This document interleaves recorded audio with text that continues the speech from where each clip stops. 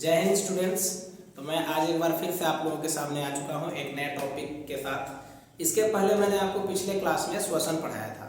श्वसन में कुछ चीज़ें छूट गई थी, आज मैं उसको पूरा कर दूंगा।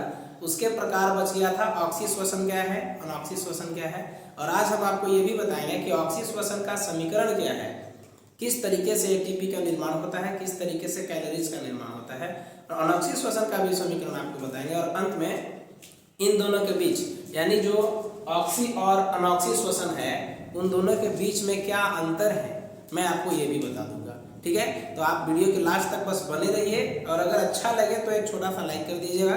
ठीक है, चलिए हम लोग स्टार्ट करते हैं। चलिए आ जाइए इधर। हम देखिए आज आपको थोड़ा सा पहले ही लिख करके रखे, मेरे पास टाइम का थोड़ा सा अभाव है। देखिए कह रहा है ऑक्सी तथा अनॉक्सी श्वसन में अंतर, यानी पहले हम दोनों टॉपिक को पढ़ लेते हैं। दोनों टॉपिक को अगर अच्छे से पढ़ लेंगे तो हमारा क्लियर हो जाएगा कि इन दोनों का अंतर क्या है। आप स्वयं से भी लिख सकते हैं। ठीक है, तो चलिए देखिए इधर पहले हम बना चुके हैं आपका ऑक्सी श्वसन। ऑक्सी श्वसन देखिए हम आपको पहले इसके बारे में परिभाषा बताते हैं, ऑक्सी श्वसन है क्या। चलिए देखिए, तो ऑक्सी श्वसन का मतलब है जब कोई जीव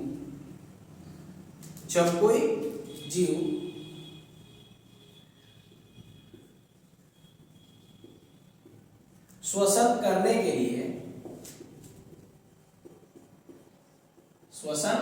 करने के लिए ऑक्सीजन यानी O2 ऑक्सीजन का प्रत्यक्ष रूप से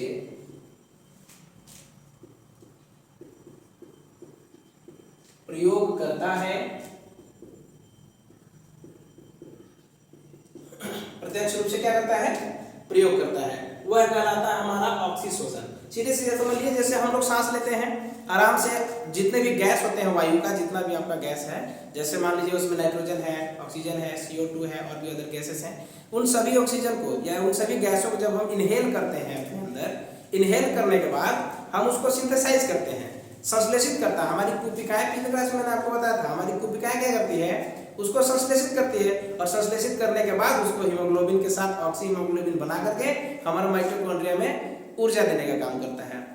तो सीधे से समझ लीजिए, हम लोग क्या करते हैं, वायुमंडल से वायु को अंदर करते हैं और उसके अंदर से ऑक्सीजन को छांट करके अपने कुपिकाओं तक भेजते हैं। यानी हम लोग स्वतंत्र रूप से क्या कर रहे हैं, वायु से ऑक्सीजन को ग्रहण कर ले रहे हैं। हमको जो है किसी तरीके से कहीं और से लेने की जरूरत नहीं पड़ रही है।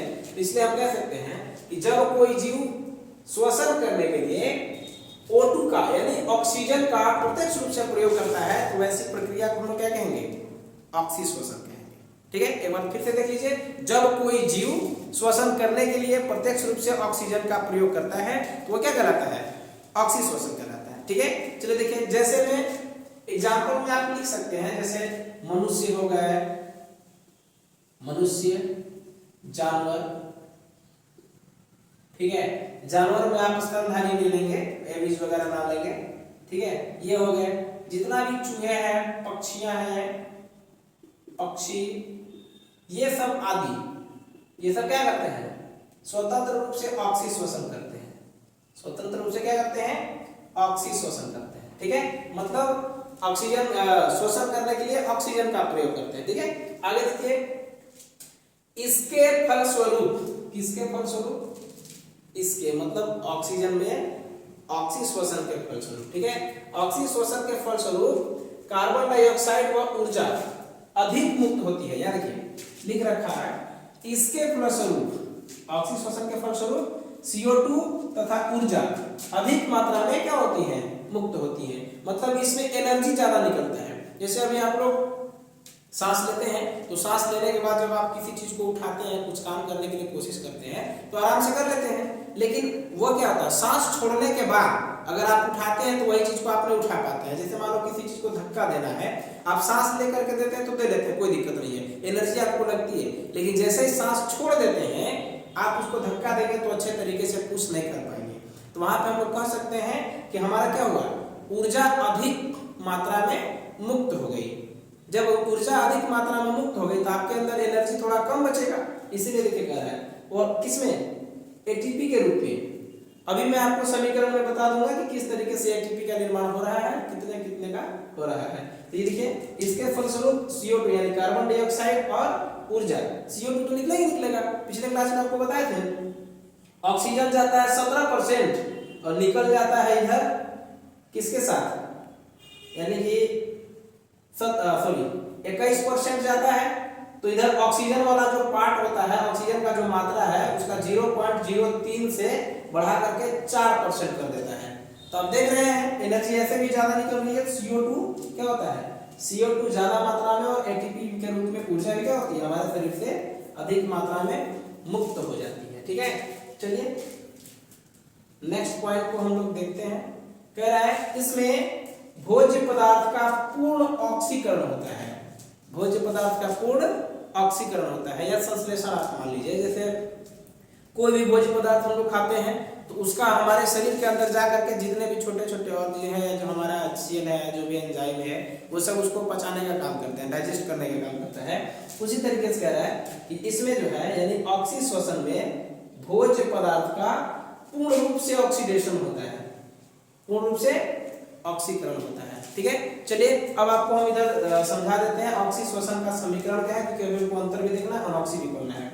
ऑक्सी श्वसन का जो समीकरण है, पहले ग्लूकोज C6H12O6, ये ग्लूकोज ऑक्सीजन, देखिए पहले ही मैंने आपको बैलेंस कर दिया है। ठीक है, आप देख लेंगे, बैलेंस मैंने कर दिया पहले ही, ज्यादा परेशानी ना हो आपको। ग्लूकोज और ऑक्सीजन के साथ थोड़ी जल मिल करके एंजाइम या कोशिका द्रव्य या माइटोकॉन्ड्रिया, एंजाइम, कोशिका द्रव्य या माइटोकॉन्ड्रिया की उपस्थिति में, ये आप इसको केमिस्ट्री की भाषा में कैटालिस्ट कह सकते हैं, ये उत्प्रेरक का काम करते हैं। और उत्प्रेरक का कार्य होता है किसी भी क्रिया की गति को तेज कर देना या फिर धीमा कर देना। यहाँ पर रिएक्शन हो रहा है तो इसकी गति को बढ़ा देगा या फिर सामान्य से घटा देगा। तो जैसे इनकी उपस्थिति में आते हैं ये तीनों चीजें श्वसन के दौरान, ऑक्सी श्वसन के दौरान, तो यहाँ पर क्या निर्मित हो जाते हैं, CO2 और देखिए इधर जल भी और ATP के रूप में 38 ATP के रूप में ऊर्जा का निर्माण हो जाता है। अब देखिए कार्बन डाइऑक्साइड निकल रहा है, मैंने लिख रखा है CO2 व ऊर्जा यानी ATP, समझ रहा है। ये क्या होते हैं, मुक्त होते हैं। आप सोचेंगे सर यहाँ पे आप तो कार्बन डाइऑक्साइड लिखे हैं दिखा दिए, ATP लिखे हैं दिखा दिए, जल दिखाई नहीं रहे हैं। भैया नाक के रास्ते से जल थोड़ी निकलता है, अरे बस सर में। तो यहाँ पर देख लीजिए, जिसका जो रास्ता बना डार्विन बताए थे, डार्विन बात जब आप लोग को हम पढ़ाएंगे तो बताएंगे कि डार्विन बताए हैं कि विशिष्ट अंगों का कार्य विशेष काम के लिए बना है। हमारा ये हाथ बना है तो इससे आप लिख सकते हैं, खा सकते हैं, कर सकते हैं। आप कोई कह देगा कि नहीं आप पैर से खाइए, पैर से लिखिए, ऐसा नहीं, सभी अंगों का अलग अलग बना हुआ है काम। तो यहाँ देखिए CO2 नाक के द्वारा निकल, एनर्जी भी जो है जब आप सांस छोड़ते हैं तो उस सांस के रूप में ATP का रूप भी क्या हो जाता है, ह्रास होने लगता है, और जल तो अपने हिसाब से एवोपरेट होकर के निकल जाता है। तो ये था हमारा कौन सा, ऑक्सी श्वसन। ठीक है, आप इसका स्क्रीनशॉट लीजिए। अभी हम आपको पढ़ाते हैं अनऑक्सी श्वसन। ठीक है, लीजिए फटाक से लीजिए।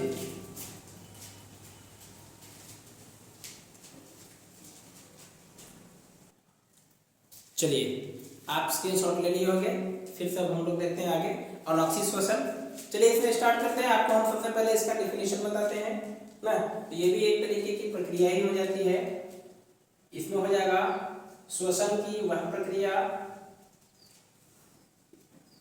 श्वसन की वह प्रक्रिया जो ऑक्सीजन की अनुपस्थिति में होता है, ऑक्सीजन की अनुपस्थिति में होता है। ठीक है, अब कहिएगा कि बिना ऑक्सीजन का कैसे होगा सर श्वसन। देखिए इसमें आप कुछ मुख्य जीवों का नाम बताया गया है।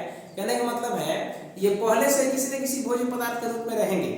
ठीक है, पहले से ही जो है किसी न किसी प्रकार के द्रवित अवस्था में रहेंगे।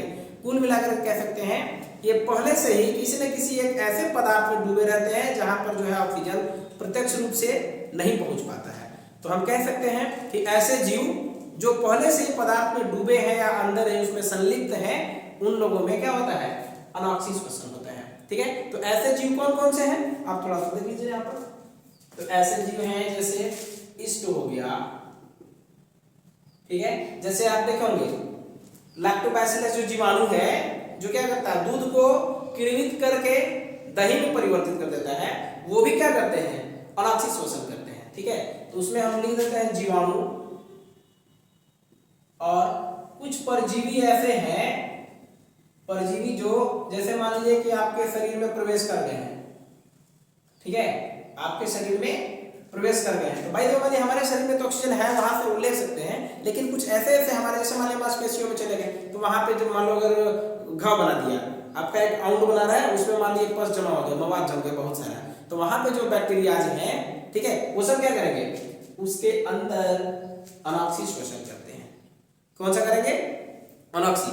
ऑक्सीगम में अन लगा है मतलब बिना ऑक्सीजन के ही क्या करेंगे शोषण करेंगे। तो वैसे शोषण को क्या करते हैं हम लोग अनॉक्सी शोषण करते हैं, यानी कि शोषण की वह प्रक्रिया जो ऑक्सीजन की अनुपस्थिति में होता है उसको क्या कहेंगे हम लोग अनॉक्सी शोषण कहेंगे। अब इधर देखिए कुछ पॉइंट पहले से ही है। इसके फलस्वरूप कार्बन डाइऑक्साइड तथा अल्कोहल बनता है। उसके साथ क्या बना था ऑक्सीशोषण के साथ क्या बना था कार्बन डाइऑक्साइड तथा अधिक ऊर्जा में क्या बना था अधिक ऊर्जा बनी थी एटीपी के रूप में। और याद रखिए इसमें भोज्य पदार्थ का अपूर्ण ऑक्सीकरण होता है। अपूर्ण मतलब अधूरा, अपूर्ण मतलब क्या होता है अधूरा।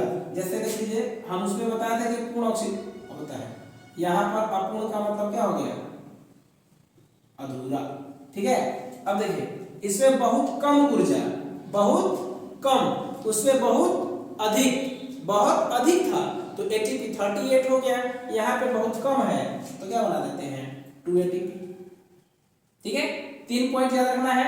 इसके फलस्वरूप कार्बन डाइऑक्साइड अल्कोहल बनता है, ठीक है। और देखिए इसमें भोज्य पदार्थ का अपूर्ण कंप्लीटली नहीं, जैसे जो भी भोज्य पदार्थ को ये लोग डिफ्यूज कर रहे होंगे विघटन करा रहे होंगे उसमें क्या होता है कम ऑक्सीकरण होता है, यानी कि आधा अधूरा होता है। और इसमें बहुत कम ऊर्जा में क्या मुक्त हो रही है एटीपी, यानी कि उनमें एनर्जी ज्यादा ह्रास नहीं होगा। यहाँ पे देखिए इसका इक्वेशन आप समझ लीजिए। देखिए इक्वेशन इसलिए मैं बता दे रहा हूँ क्योंकि जब आपके एग्जाम में अंतर पूछा जाएगा या केवल अनॉक्सी शोषण पूछ लिया गया, बताइए अनॉक्सी शोषण क्या है या ऑक्सी शोषण क्या है, समीकरण भी लिखिए तो 2 नंबर का हो जाएगा। आपको सीधे पूछेगा ऑक्सी शोषण तो 1 नंबर का हो जाएगा। यहाँ देखिए C6H12O6 ग्लूकोज जब यह टूटेगा तो कार्बन डाइऑक्साइड बनाएगा, ठीक है। C2H5OH आपको हम यहाँ पे बताया है अल्कोहल बनाएगा, ठीक है। और 21 किलो कैलोरी, ये CAL कैल्शियम मत समझिएगा आप लोग, ये 21 किलो कैलोरी है और ये जो है 2 एटीपी का ऊर्जा है। आप ऐसे भी मापन कर सकते हैं, जैसे मान लीजिए 2 एटीपी है तो 21 किलो कैलोरी है। अगर आपसे कोई पूछ दे कि बताइए भैया 2 एटीपी का आप वैल्यू बता दिए 21 किलो कैलोरी, तो हमारा 38 एटीपी का कितना होगा, तो वो आसान है, थोड़ा सा बच्चों वाला गेम हो गया ही। यहाँ पे मल्टीप्लाई बाय 21 कर दीजिए, ठीक है। तो आप इस तरीके से अगर मल्टीप्लाई करा देंगे तो 38 ना 2 8 जा 16 और 2 3 जा 6 और 1 7, कितना हो जाएगा 8 9 7, लगभग इसी तरीके का आता है। आप काउंट कर लीजिएगा, ठीक है। ये तो इतना का है 2 का है, इसको मल्टीप्लाई बाय 2 डिवाइडेड बाय 2 भी कर सकते हैं। 2 किलो कैलोरी का इतना है तो इसमें डिवाइड अगर 2 करेंगे तो आपका जो 38 एटीपी का वैल्यू आ जाएगा। ऐसे वैल्यू कहीं पूछता नहीं है, आपके नॉलेज के लिए मैं बता दे रहा हूं ना। 10.5 से भी मल्टीप्लाई करेंगे तो आपका आ जाएगा। चलिए देखिए तो इतना हो गया। फिर एक बार देख लीजिए ग्लूकोज जब टूटेगा C6H12O6 जब टूटेगा तो कार्बन डाइऑक्साइड अल्कोहल और 21 किलो कैलोरी यानी 2 एटीपी का ऊर्जा यहाँ पे निर्मित होती है, ठीक है। इस तरीके से एक चीज और है, इसमें लास्ट पॉइंट लिख रखे हैं, इसमें ग्लूकोज का आंशिक विघटन होता है और उसमें जो है ऑक्सीशोषण में ग्लूकोज का पूर्ण विघटन हुआ था, कंप्लीट। यहाँ पे हम लिखे हैं, कहीं तो लिखे थे अपूर्ण, ये है अपूर्ण ऑक्सीकरण, और वहां पे ग्लूकोज का पूरा हुआ था। तो इसमें ग्लूकोज का आंशिक विघटन होता है, ठीक है। जाहिर सी उम्मीद है कि ये आपको कंप्लीट हो गया होगा। तो चलिए एक बार फिर से आप इसका स्क्रीनशॉट ले लीजिए। अब मैं आपको बता देता हूँ इन दोनों के बीच का अंतर क्या होता है, ठीक है। जल्दी करिए।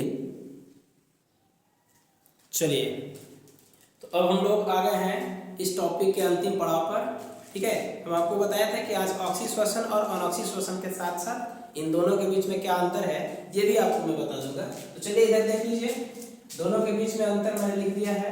अगर शॉर्ट आता है तो आप 1 2 भी लिख देंगे, अगर 2 नंबर में अगर 3 तो काम चलेगा, लेकिन यदि 4 नंबर में आता है तो भाई आपको पूरा लिखना पड़ेगा।